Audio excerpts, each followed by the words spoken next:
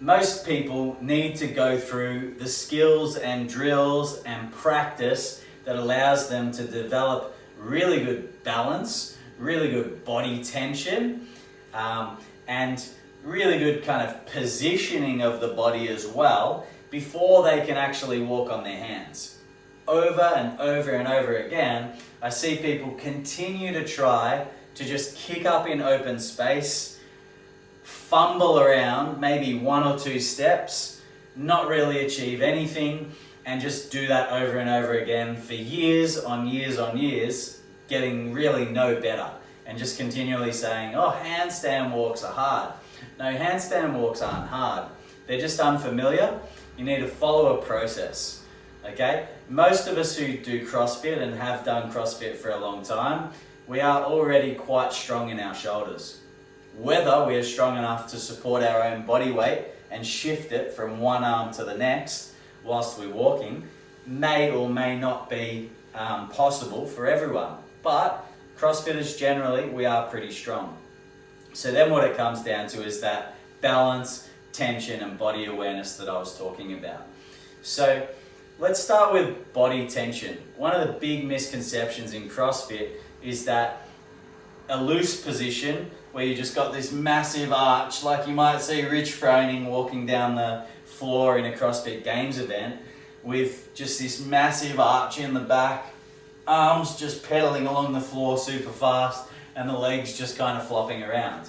And that's fine. If you've been handstand walking for the last 10 years, you can cruise along with the most bare minimum amount of body tension, just doing enough to get your performance done in the quickest possible time. So really, hanging the legs over the head is actually advantageous to walking faster because it's increasing where that tipping point is on the center of gravity. So center of gravity is shifted forwards, those legs are pulling in forwards. But for most of us who don't even know where we are in space when we go upside down, if our legs are loose and forwards, we're going ass over tit. So, and that's what happens quite often, right? So we need to start with body tension. Most people don't want to start here. They don't want to start on the floor doing a hollow body. But hey mate, guess what? The hollow body allows us to check in with our body tension. Are my heels together? Are my toes pointed? What are my quads doing? Are my knees locked out? Is my bum squeezed? Are my abs on? Are my shoulders around my ears?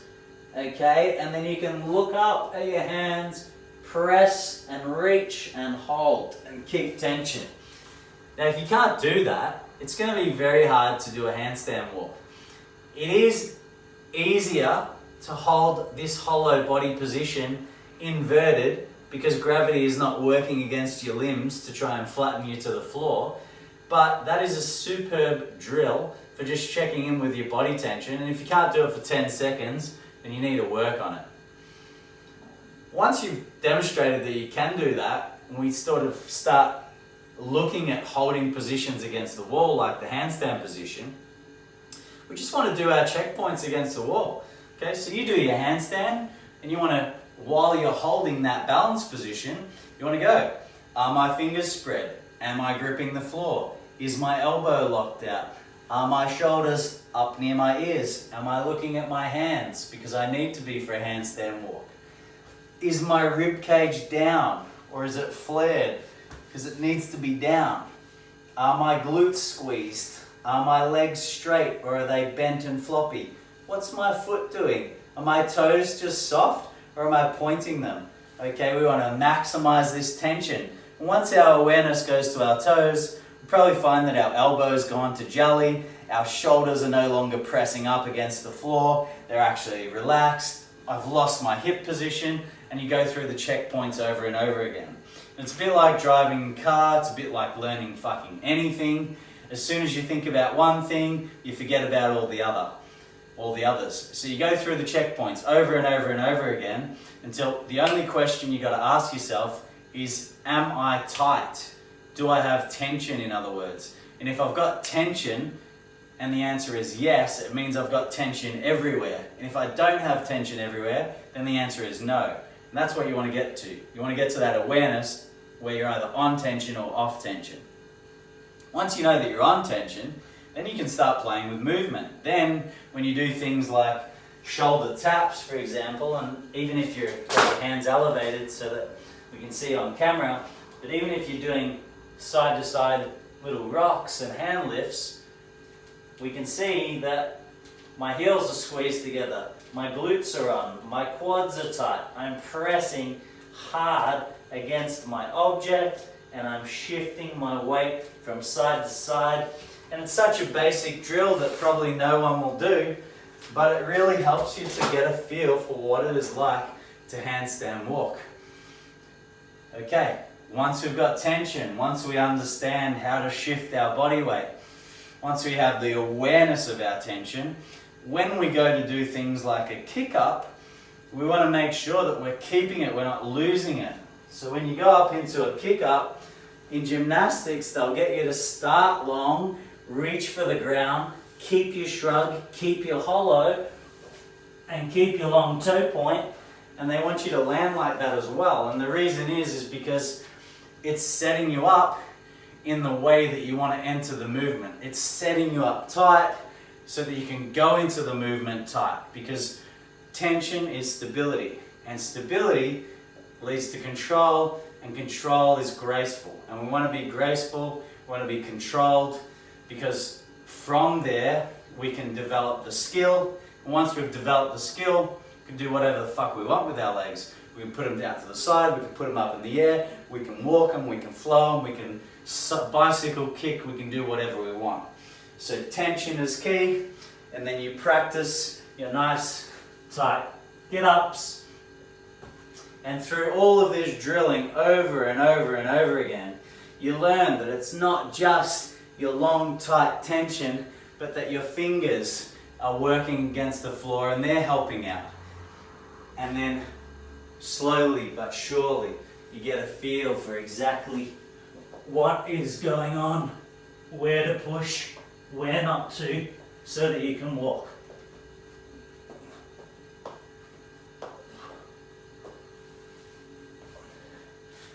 Okay?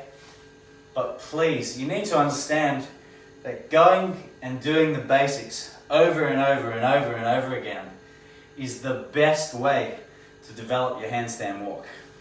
If you spend 95% of your practice doing hollows, doing handstands, doing body weight shifts side to side like I showed you on the parallettes, and doing these drills, doing kick-ups against the wall, maintaining your tension, kicking up a meter away from the wall and walking with control towards the wall. If there's no control, there's no point doing it. With control towards the wall. Developing the pieces of the drills 95% of the time, and then 5% of your practice coming into open space and testing. It's like in weightlifting. Right, you go over and over and over again at the percentages. You spend heaps of time warming up the bar path, working on the perfect position of the lifts, working on your efficiency, your timing over and over and over and over again. And then every now and then you get to do a 1 rep max, but you don't get to do a 1 rep max all the time. It's the same with rowing. Every day you don't just row 500 meters flat out. There's a technique to it, there's a rhythm to it, there's a base that you need to build, and with the handstand walk you really need to build a base of tension, you really need to build a base of the fundamental drills, and then you get to spend 5% of the time having a bit of a play to see how are these drills translating to my success or failure in this movement. Because if the drills aren't helping me to improve in the 5% window, then I got to do more drills, or I got to do my drills better. Because quite often the drills aren't the problem, but it's how we're doing the drills. Maybe we're getting caught up, getting carried away, and we're starting to do our drills like they're a CrossFit WOD. Or maybe we're just throwing our drills on for the sake of it, putting them at the end of the day when we've got no time, we're in a rush, there's lots of stuff going on, maybe we put our drills before our training, we make them the priority, and then we make our WOD the thing that is the rushed thing that we do. Those are all things for you to answer, not for me to answer. But when we're talking about the handstand walk, I get carried away and frustrated because the basics are where the movement is built. Good luck.